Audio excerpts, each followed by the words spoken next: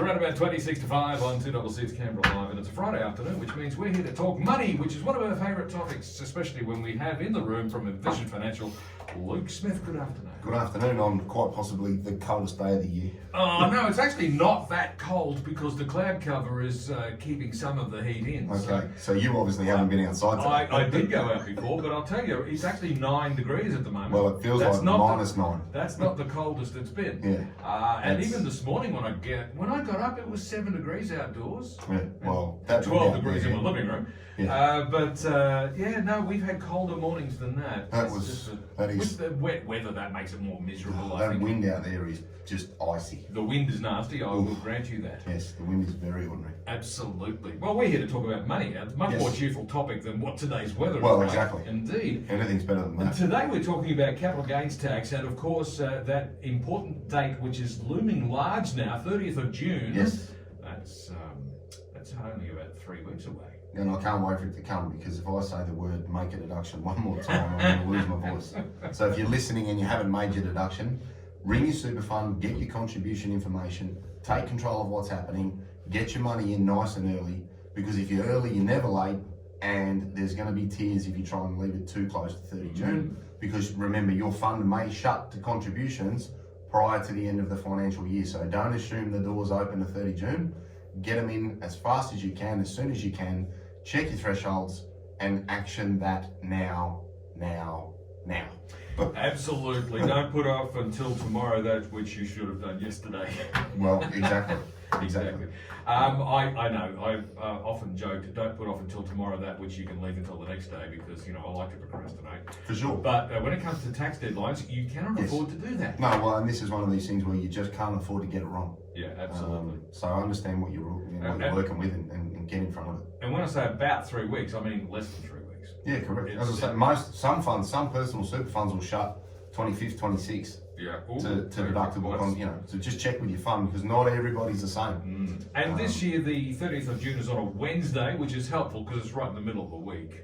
Yeah, that's right. Yeah, it's a lot better than the weekend we've had in a few years prior. Yeah, when it falls on the weekend, then you're into all sorts of trouble, because people don't realise they've got to get their business done before Friday, even though the 30th is on the Sunday. And it needs to be cleared funds, so it's not in the air, it's not paid, it's not transacted on online banking, it's cleared funds in their bank account. So it needs to be done well before. All right, so I'm sure though over the next couple of weeks we'll be talking about a lot of things related to June 30, but capital gains tax in particular.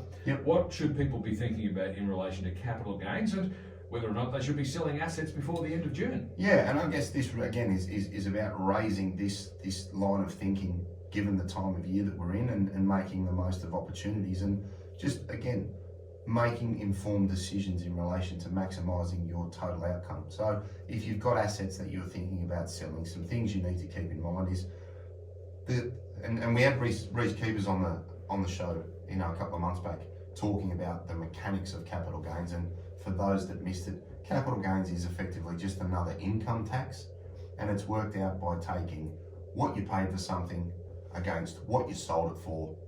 If you've held it for more than 12 months, you can get a tax deduction of 50%, and then whatever's left gets added to your other personal earnings.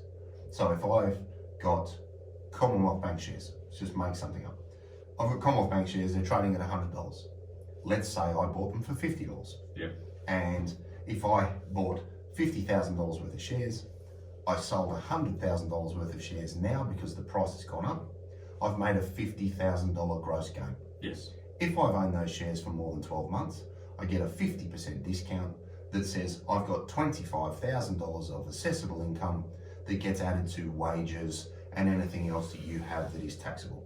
Yes. So coming into 30 June, it's worth thinking about, have I got any losses that I could use from previous investments? Yes. Because they can be carried forward indefinitely. Have I own the asset for more than 12 months? Do I want to liquidate it in this year where I may have a higher income, or could I think about doing it next year when I retire in a lower income environment to reduce the impact of what could be received? Knowing what entity you're going to sell it in can also be worth thinking about. So if you have assets in your own name, you have assets in a super fund, and let's say you were thinking about moving to a pension later this year, think about selling the asset in pension phase, because that's exempt from capital gains tax and can help increase the total rate of return on your investment. So think about the entity with which the asset is held, because selling it at the right time could actually be far more advantageous than at other times. So they're all things that people should consider around the assets that they hold and their broader capital gains tax position. But just keep in mind that it is effectively income that is added to your wages and other adjusted taxable income to work out how much you pay. It's not a separate tax, it's not a different rate, it just gets added to your otherwise adjusted taxable income. Which makes it a little bit more complicated, because it might bump you from one tax bracket to another tax bracket. So that confuses your calculations a little bit. And that's why I guess I want people thinking about, well, do I have some losses? Because if you've got losses, so let's say I had, in that example, I had $50,000 of gain, and I had $10,000 of losses because I bought some CBA shares right before COVID. And then they went down. And they went down, and let's say I sold them and I had a loss. I could use that loss to try and reduce that $50,000 of gain. So you need to be thinking in advance with this and being across your broader position and engaging with your trusted tax advisor to get the best outcome possible. And of course you're talking there about a loss that you've already incurred, and you said before that losses can be carried forward indefinitely. So you might have made a loss 3 or 4 years ago, and that's still on the books, and that might mean you can balance that against your capital gain this year. Correct. But what about the situation where you've made a capital gain earlier in the year, you know about that, and you're thinking, gee, it's almost tax time. Is there something I can sell at a loss to reduce my liability? There you go. And that's why thinking about it at this time of year is very, very important, because the tax impact of your transaction is held to the year in which it's done. So if you're going to sell something in that example and you made a gain earlier in the year, or house prices have gone bananas and you've sold a place and you've made a gain that's a lot bigger than you realised, thinking about how you can manage your capital gains tax implications is important. Do I have losses? Can I sell something between now and 30 June and offset the gain that I've already achieved this year? Could I take some of those proceeds and put money into super to reduce my taxable income to help negate the pressure of that capital gain on other income? So there are a number of ways that you can be proactive about it, and that's why we're sort of throwing it up today, just to get people thinking, because if you do need to facilitate transactions, you don't want to be doing them on the 28th of June, hoping they get finished in time. So if you've been sitting on one of those, I don't know, dodgy, penny dreadful blue sky mining shares that you bought 15 years ago, hoping they were going to strike gold, only they never did, and you've got an accumulated loss there of, several thousands of dollars, you ask yourself the question, is this share ever going to come good again, or am I just wasting my time holding on to it? Or think about it a third way. If I sold it and then bought it back, you can still hold it going forwards. You've realised the loss through the sale. If you happen to buy it back the next day, let's just say, then you can still benefit from a recovery. Bitcoin's a great example, right? Comes down, sell it, goes up, down, up, down. You bought it at 70, it goes to 50. If you sold and bought back, you've just created a loss that you can carry forward. Then you can buy it back. And you still hold the same amount of Bitcoin. So again, from a capital gains tax perspective, we don't just want to think about this in the finalisation of an asset. We want to think about it proactively if we see adverse movements in holdings that we have in our portfolios. Even if we like the stock, I might be pro, something that's come under pressure. But if we can sell it and buy it back and lock that loss in for future use, I still think that's very, very advantageous and a really good way to be proactive about managing our broader tax position over some time, where we may have a number of years prior to reaching a pension, for example, where capital gains can be negated. So think about the journey and look at your portfolio at the moment. Have I got a couple that have been good? Have I got some that have been smashed by COVID? Let's make one up. Sydney Airports. Let's say you bought Sydney Airports at $9 before COVID. At $5 or $6 today, you might still be very happy with Sydney Airports as a longer term position. But selling it and buying it back this year, locking in that $3 or $4 of loss per share, and then buying back a parcel that you can hold in the future, great, we still like it. We've been proactive, we've taken advantage of an otherwise negative environment. Yeah. And we can make that a positive down the road. So don't just think about it in the finalisation of an asset forever. Think about it in relation to the value of your portfolio and the position, the tax position that you're maintaining with all of your individual holdings within it.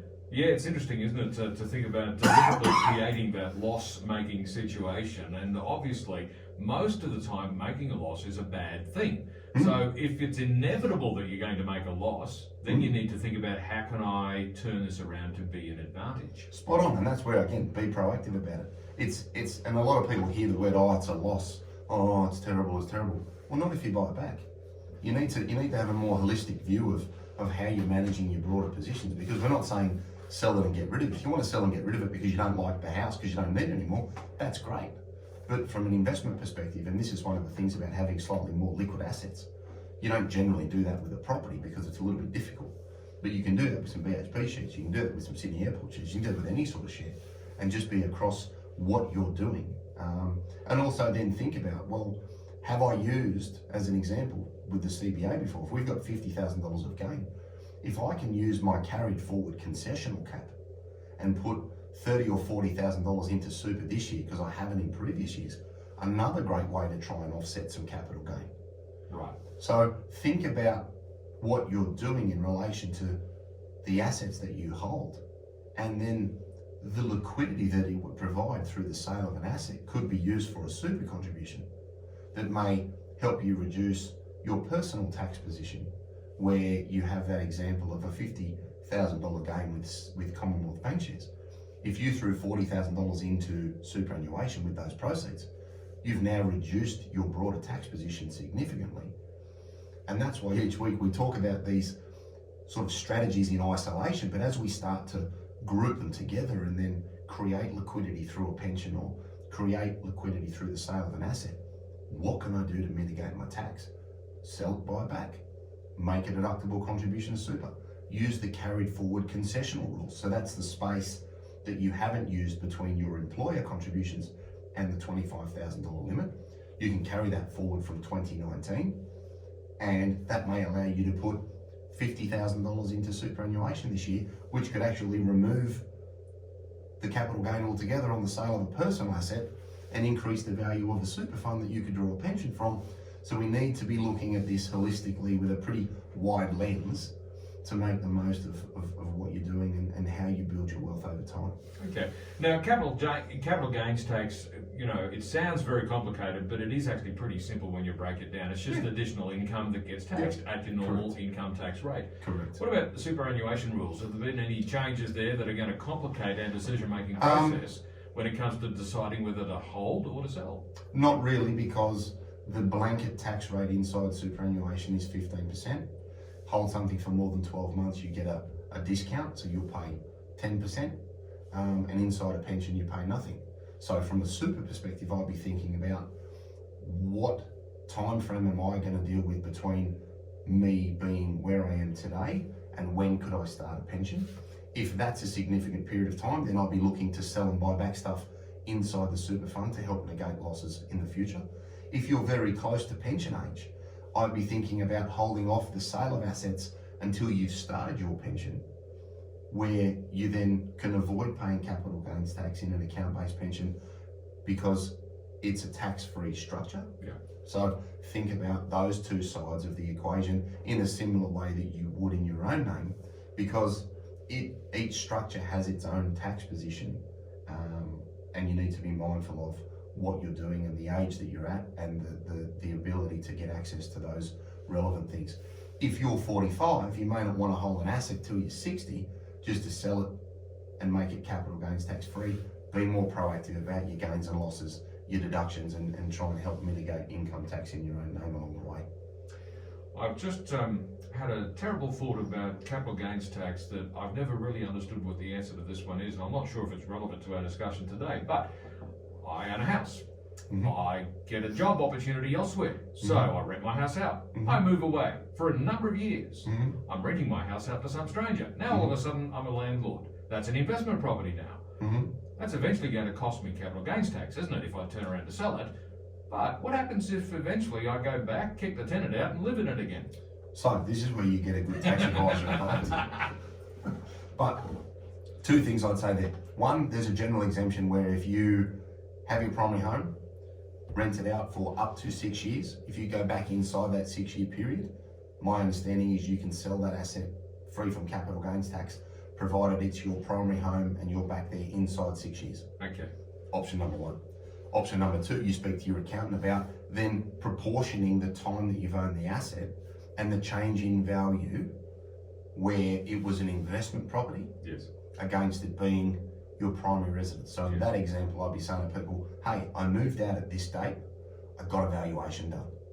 I didn't live in it for 10 years.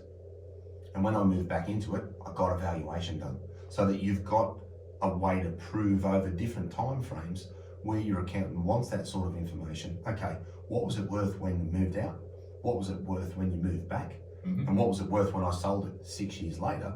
You want to be able to apportion the bits that are exempt against the bits that are taxable, because it will be a changing asset over the duration of its ownership. And most accountants are going to want that sort of proof. And I know the ATO is going to want their slice of the pie.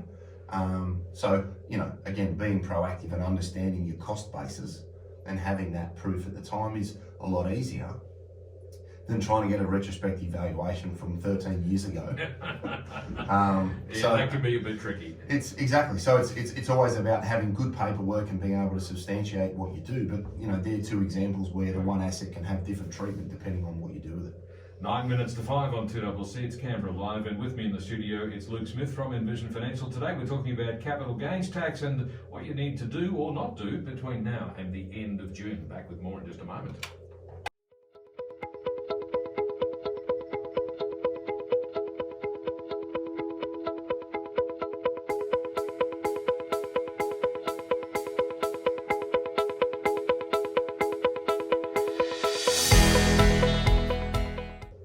About 5 to 5 now on 2CC, and in the remainder of this half hour, Luke Smith from Envision Financial is going to wrap up his good advice on capital gains tax and what to do about it before the 30th of June. What's our key strategy tips, Luke? Yeah, so again, as we said before the ad break, use losses to offset gains where you can.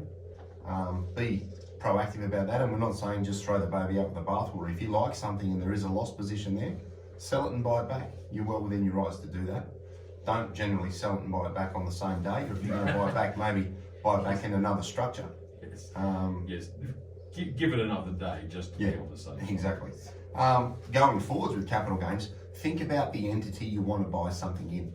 So if you want to hold your high growth assets within super, that may be advantageous because they may be more tax effective in a pension, as we mentioned.